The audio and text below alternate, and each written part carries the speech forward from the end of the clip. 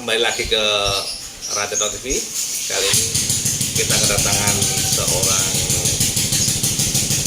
farmer ya, Mas Anas ya, farmer ya, breeder, seorang breeder dari ada ikan gupi. Dia udah punya nama besar di Jogja. Kita sambut saja Mas Harjono. Mas Jono, selamat siang. Gimana kabarnya? Alhamdulillah. Baik. Oke, Mas Jono. Saya mau menanyakan beberapa hal tentang gupi nih, tentang hobi sampean juga termasuknya ya. Jadi Mas Jono sendiri sudah berapa lama mulai menjadi seorang breeder ini? Breeder ikan gupi. Mulainya itu tahun 2011 bulan Juni tanggal 11 ingat saya itu. Wow, udah 10 tahun ya. 10 tahun untuk sebuah sebuah pekerjaan itu sudah expert tentunya ini. Belum lama jadinya. Sudah lama 11 tahun ya.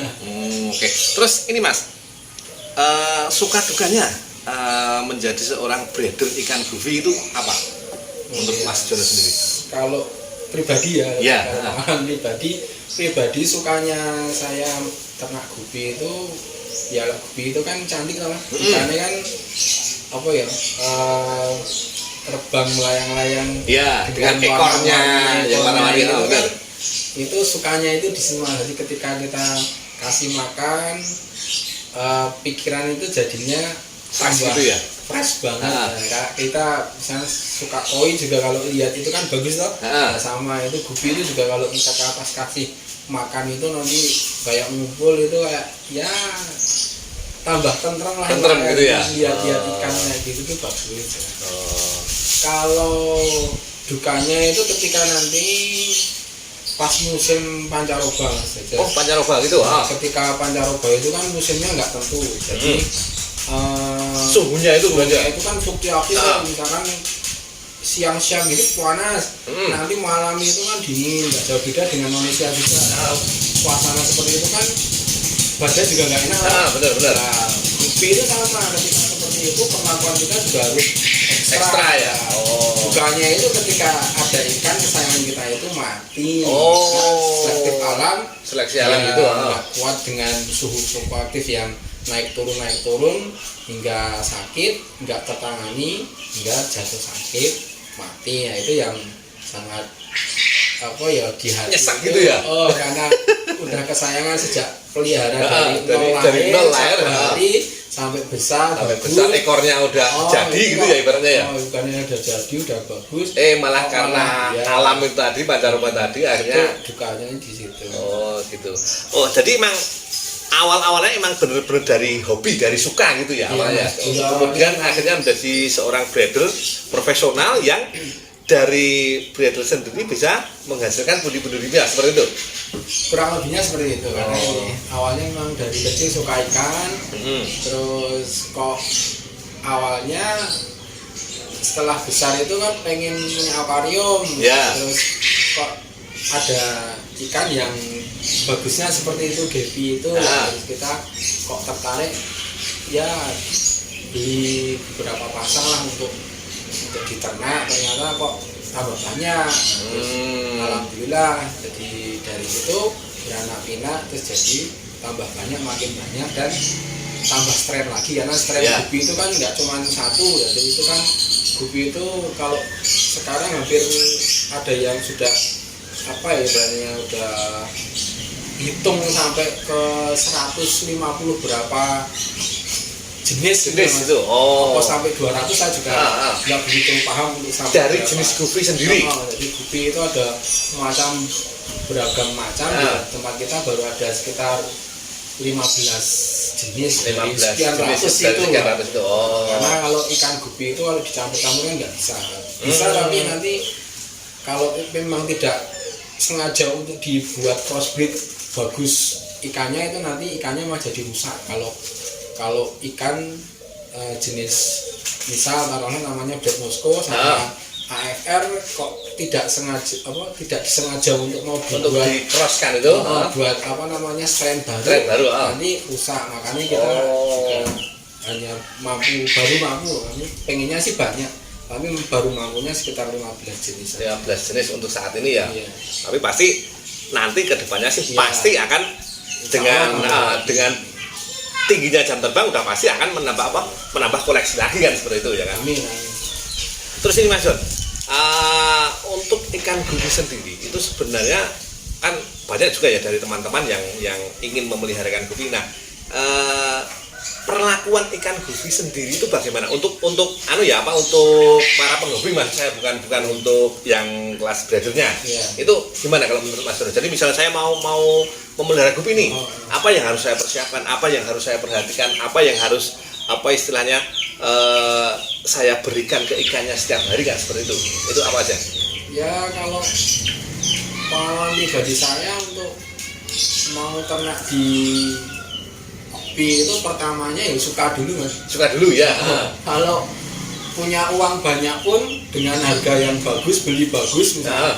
Tapi kalau hanya suka dengan obsesi hanya materi, kayaknya itu nanti bakal nggak bagus. Nggak bagus ya? Karena apa ya, biasanya itu kalau hanya berburu materi, beli ikan bagus dikasih pasang misalnya 1 juta, berharap untuk nanti anakannya juga menjadi top seperti iduannya gitu.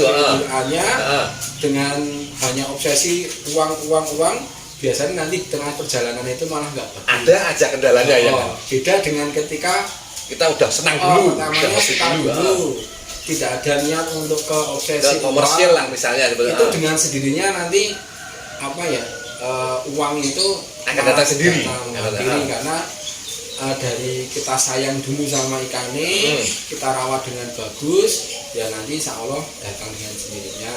Kalau pertama yang dipersiapkan setelah suka dulu ya nanti tempatnya. Sebenarnya ikan gupi itu enggak seribet itu sebenarnya, cuman memang gampang-gampang susahnya itu perawatannya di air. Karena kalau gupi itu kalau airnya itu nanti nggak bagus juga ikannya juga nggak suka.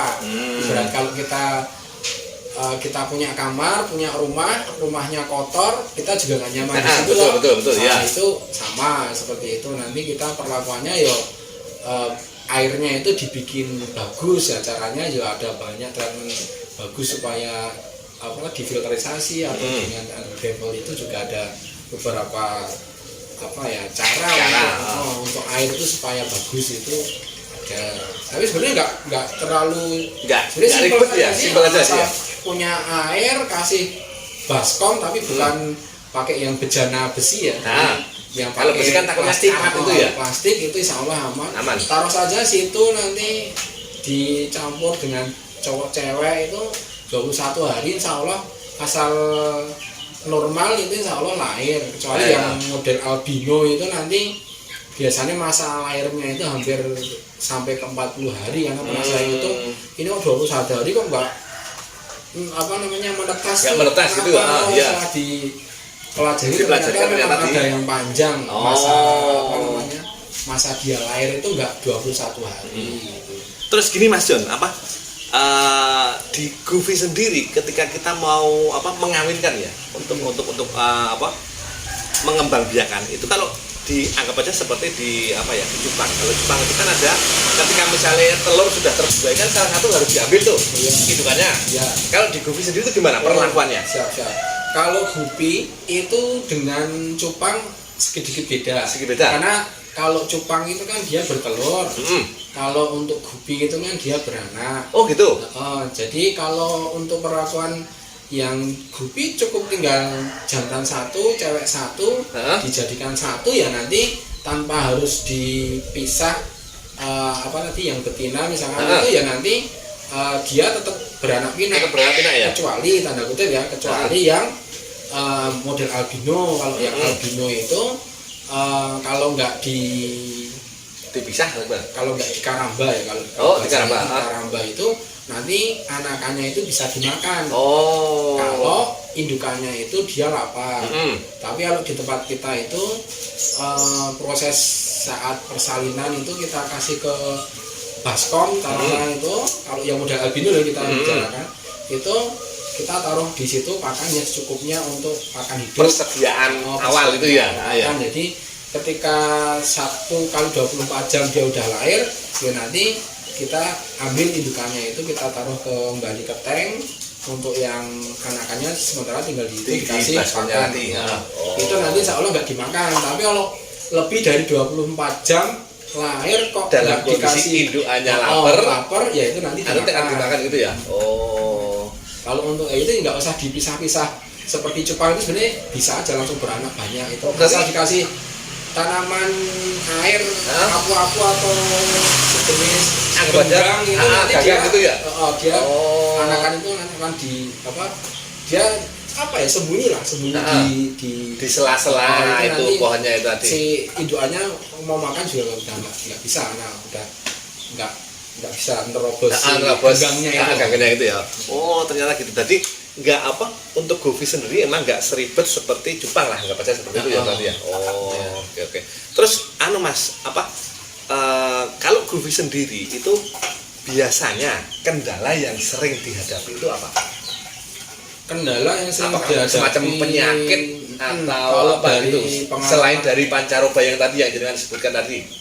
Kendalanya kalau kita ya tetap penyakit. Jadi kalau yang lain paling nggak begitu. Kalau penyakit itu kan kendala yang besar, tantangan besar untuk kita breeder supaya ikan itu nggak gampang sakit. Makanya memang ada banyak treatment atau sekarang itu banyak produsen pakan yang memang berarti udah menciptakan atau apa gitu ya, menciptakan pakan yang memang kayak seperti vitamin itu memang kayak ada sejenis yang sekarang terbaru aja itu ada yang model kayak orang divaksin itu lah. Benar. Dimakan itu makanannya. Ada sampai segitunya ada yang meriset pakan dengan sedemikian rupa supaya ikan itu nggak gampang sakit. Kendalanya biasanya sakit itu kalau ikan itu sakit. Berarti untuk istilahnya untuk di dunia govi sendiri itu ibaratnya ilmunya atau teknologinya sudah sedemikian majunya ya sampai dengan ibaratnya sampean bilang tadi ada semacam vaksin yang dijadikan satu dengan makanan tadi ya kan.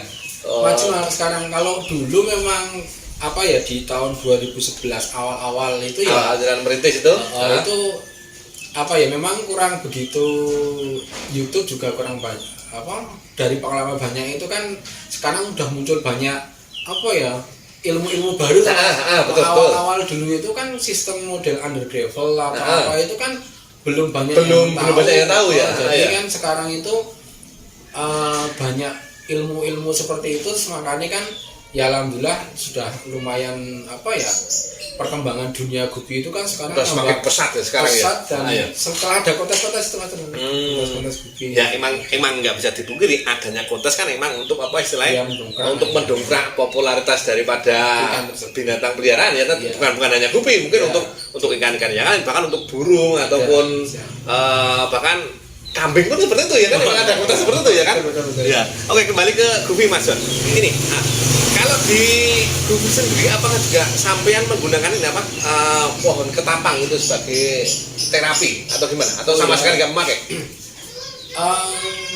Pakai sih Mas. Kalau dalam keadaan tertentu. Dalam tanda kutip ketika nanti yang cuaca ekstrim tadi, misalkan hujan, panas itu ya kita pakai yang daun ketapang itu.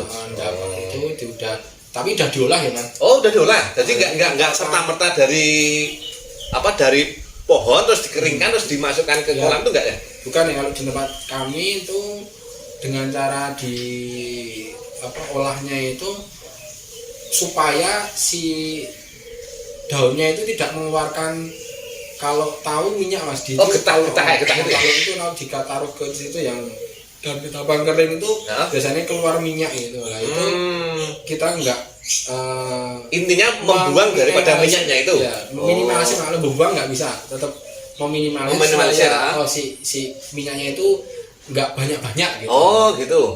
Itu alhamdulillah dengan cara itu juga nanti pH itu bisa stabil, normal. pH-nya airnya itu terkandung bagus atau normal, jadi ikan nyaman di situ. Terus Mas John, sampean bilang tadi getah tadi itu efeknya apa? Maksudnya dampak buruk terhadap ikan apa? getahnya tadi ketika misalnya getahnya berlebih? Kalau berlebih itu nanti di permukaan airnya itu kan Semacam ada langit-langit itu ya? Langit otomatis kan kalau namanya ikan juga napasnya kan naik tadi. Iya betul. Tadi ya itu untuk mau bernapasnya itu kan ketutup. Paham ya, benar. Nggak diinginkan kan itu. Apalagi kalau cuman pakai taruhlah ember kecil atau baskom kecil dengan dikasih itu nanti kan permukaannya kan cuma kecil ya kan, ketutup semua kan nggak bisa bernapas gitu ya. Oke. Terus ini Mas Jono sendiri sebagai seorang breeder itu dulu awal mulanya merintis breeder ini dari kita flashback ke belakang dulu ya. Itu awal mulanya dulu kok akhirnya Mas Jono jadi suka ini dulu, itu dari mana dulu? Kalau dulu ya memang dari kecil kan kita suka ikan. Emang dari kecil suka ikan gitu? Dari kecil suka ikan. Waktu dulu ya di depan rumah saya itu ada kolam kecil itu saya belikan terus. Tapi kalau dulu ikannya ikan cedel itu ya? Itu aja itu kalau dulu Simba itu punya entok. Iya disasari gitu ya? Makan gue nangis itu waktu itu saya ingat itu. Nah itu terus berjalannya waktu saya udah kembali pengen memelihara itu waktu ya gupi itu bagus itu sampai melihat memang ada prospek di situ gitu ya. Ada prospek di situ terus ya ditekuni lah ditekuni di gupinya itu. Iya. Awal mulanya jenengan akhirnya memutuskan untuk saya menjadi seorang breeder lah sekarang. Itu berapa pair dulu? Kalau awalnya itu saya banyak mas. Banyak? Karena terlanjur suka ya. Terlanjur suka. Suka lah beli banyak lah nggak apa-apa gitu. Beli banyak itu sekitar ada 100 ekoran. 100 ekor bukan 100 pair ya? 100 ekor berarti ya sekitar 50 pair gitu. 50 pair itu. Ada beberapa jenis yang kita beli itu kok dilalah itu nggak begitu yang ikan itu kan dari tempat lain ke tempat saya. Sementara kan perlakuan saya dulu kan hanya suka ikan tapi cara pemeliharaannya belum tahu. Betul ya. Nah, itu ya alhamdulillah mati mas. Alhamdulillah mati gitu ya.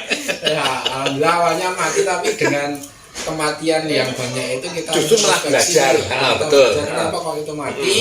Terus kita mulai dengan beli tapi dengan yang tidak sebanyak itu. Jadi kita hanya pelihara maksimal kita 5 pasang dengan kita pelajari ikan itu kan beda karakter mas, antara albino antara yang ini itu beda gitu ya. Dan beda perlakuan juga ya dari sampean juga ya dengan seorang breedernya. Pengalaman beli banyak terlalu suka tadi kok malah akhirnya pengennya untung malah buntung ya kan. Dengan pengalaman seperti itu kita merubah ke sedikit dulu karena ikan itu beranak sampai mempelajari karakternya si ikan tadi. Jadi banyak. Oke. Terus kalau sekarang udah ada berapa mas kira-kira di farmnya? Untuk apanya? Banyak. Total ininya ekor berapa ekor gitu? Wah kalau total ekornya nggak ngitung mas. Udah nggak ngitung ya? Nggak kehitung, bukan nggak ngitung tapi nggak kehitung ya kan? Ya kalau dihitung mungkin gini aja hitungannya. Misalkan taruhlah satu kolam itu. Rata-rata kita ambil rata-rata enggak? Iya. Karena nggak tahu jumlahnya. Kita estimasi kasar aja. Karena kalau ekor itu berarti sekitar ada yang kecil ya, ada yang kecil, ada yang banyak. Kita masukkan biasanya 50 sampai 200 ekor. Ya, satu kolam. 100 saja satu kolam itu. Ya. Kolam saya itu ada sekitar 60 kolam. Kali 100 ekor. Aduh mas, saya udah nggak bisa ngitung gitu mas. Masih belum ya ada di akuarium. Di akuarium ya? Mantap sekali. Terus ini mas, menjadi seorang breeder ini kan emang kalau sekarang kan udah business oriented ya kan. Nah tentu dari perjalanan sampai menjadi seorang breeder itu tentu ada satu momentum yang membuat anggap aja membuat penjualan sampean menjadi meledak dalam waktu singkat, boom gitulah. Nah, itu kapan itu Mas? Oh ya, ada Mas itu Mas. Jadi berkah corona Mas namanya. Oh, berkah corona. Oh iya. Corona itu sebenarnya bagi kita breeder malah berkah karena apa ya, yang kemarin itu nggak boleh kemana-mana tau Mas itu. Iya benar itu ya kan. Kemana-mana, dirumahkan semua. Otomatis orang kan gabut Mas. Gabut, betul. Hiburan apa itu. Nah, salah satu ibaratnya itu untuk mencurahkan itu ke Gepi Mas, ternyata sama ke Cupang waktu itu. Cupang sama Gupi memang pas waktu corona itu kita kewalahan Mas. Malah kewalahan justru, permintaannya banyak sekali gitu ya. Banyak orang gabut di rumah dengan pengen tadi mencurahkan apa sesuatu yang pengen bisa jadi menarik. Betul. Gupi salah satunya kan bisa untuk alternatif orang untuk mengalihkan kegabutannya itu ya. Cantiknya itu. Nah itu pas waktu itu alhamdulillah ya berkah corona itu tidak bilang. Oh. Jadi itu emang kalau yang Maha Kuasa memberikan sebuah apa ya, anggap aja mohon maaf ini memberikan sebuah musibah, terus dibalik itu tentu ada hikmahnya kan seperti itu ya kan. Ya walaupun meskipun juga apa istilahnya yang bisa memetik hikmah itu nggak semuanya ya kan seperti itu. Iya betul. Oke, terus ini Mas, kalau sekarang ini apa untuk penjualannya sendiri itu bagaimana? Apalah teknisnya? Apakah sampean apa istilahnya promosi lewat media online ataukah ke marketplace misalnya seperti anggap aja seperti marketplace unicorn Shopee atau segala macam kan seperti itu kan ada, atau emang ada semacam pedagang yang datang ke sini untuk mengambil ikan sampean gitu? Ya, kalau dari kita itu Mas, apa namanya, pedagang-pedagang yang biasa jual-jual di kios pasti atau di mana itu biasanya ambil di tempat kita. Jadi itu kalau pemasaran kita pertama sih dari situ yang banyak. Terus kalau yang online tuh memang ada, tapi yang online itu adik saya. Iya. Saya menyediakan ikan, terus adik yang online seperti itu nanti. Yang masarin lah gitu. Masarnya adik saya nanti. Ya ada sistemnya lah Mas. Hasilnya sama adik itu ada.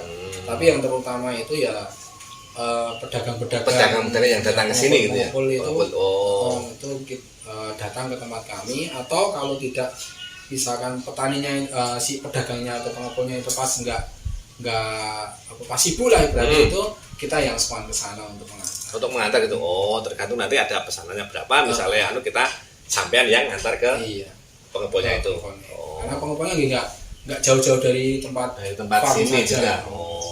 Oke. Terus ini Mas, apa tadi kendala kita sudah ngomongin masalah apa ya? Dukanya juga sudah, termasuk juga pemasaran juga sudah. Nah, terakhir nih tips untuk para pemirsa ketika misalnya anggap aja mereka mau memelihara itu, bagaimana caranya agar supaya ikan itu akan tetap menarik, alias tidak anggap aja ketika misalnya ikan sudah jadi nih ekornya udah meliuk-liuk gitu ya kan.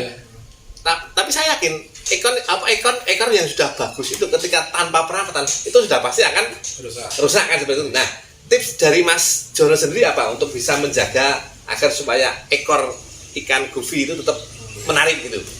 Kalau dari pengalaman saya itu, kalau ekor gupi itu rusak biasanya karena berkelahi Mas. Sama jantannya berkelahi kan nanti bisa sobek. Nah itu nanti antisipasi ketika nanti gara-gara itu ya otomatis di situ dikasih betinanya agak banyak. Misalnya kan sebenarnya kalau yang jantan semua kan memang bagus di akuarium itu, tapi kalau nggak ada betinanya ya nanti kebanyakan karena jantan memang karakternya itu menunjukkan siapa yang kuat kan gitu ya. Dia nanti itu sobek ya antisipasinya ditaruhlah itu si betina tadi pertama. Yang kedua itu sobek biasanya karena dia di tempat yang luas itu berenangnya terlalu kencang itu bisa juga menghasilkan sobek itu. Nah itu sebaiknya kalau memang sudah ekornya itu udah mulai lebar, itu kita naikkan ke tank akuarium yang ideal. Ideal itu ya, kurang seperti itu. Karena kalau di besar kita taruh di kolam terus, otomatis dia kan larinya tadi ya. Lari itu akhirnya sobek ekornya tadi. Gitu. Itu setelah umur paling tidak kan ekor itu mulai tumbuh kan udah 1,5 bulan udah agak gede. Gede ya. Nanti kalau udah hampir ke 3 bulan itu naik saja ke tank atau ke akuarium gitu ya berarti ya. Itu udah nanti dilihat udah dipajang udah menarik, udah bagus gitu ya. Terus ditambah yang betina otomatis ya, karena kalau banyak lagi yang di sini tadi jantannya tadi juga kan akan berkelahi ya kan. Oke. Jadi emang kesimpulannya adalah ketika misalnya kita ingin menjaga kualitas daripada ekornya tadi, emang secara alami ikan itu ketika misalnya ikan jantan dan jantan dia akan beradu gitu ya. Nah, untuk meminimalisir itu adalah nanti dengan memasukkan beberapa betina ke dalamnya gitu. Itu yang pertama. Dia ngejarnya ke betinanya. Dia ngejar betina, nggak sempat dia mau berkelahi gitu ya. Ya benar, ya trik menarik ini. Benar. Oke. Terus yang kedua adalah ketika misalnya kita di sebuah lokal tempat yang lebar, itu ikan akan berpotensi untuk gerak bebas itu ya. Geraknya bebas itu sehingga itu akan berpotensi untuk merusak ekornya tadi. Karena emang ekornya kan lebar gitu ya. Dia larinya kencang otomatis ya bisa sobek gitu ya. Sobek juga. Ya oke siap. Oke, menarik sekali perbincangan kali ini. Namun emang karena waktu yang harus membatasi kita untuk sampai di sini. Oke, nanti kita lanjut lagi mungkin di video berikutnya. Saya akan soal lagi ke sini untuk meminta ilmu dari Mas Jono lagi. Nanti kalau ada pertanyaan atau nanti silakan dimasukkan di kolom komentar. Jadi nanti untuk video yang berikutnya akan kita tanyakan ke Mas Jono. Oke, sekian saja dari kami Ratiro TV. Barangkali ada yang salah kata, kami mohon maaf. Kita akhiri. Assalamualaikum warahmatullahi wabarakatuh.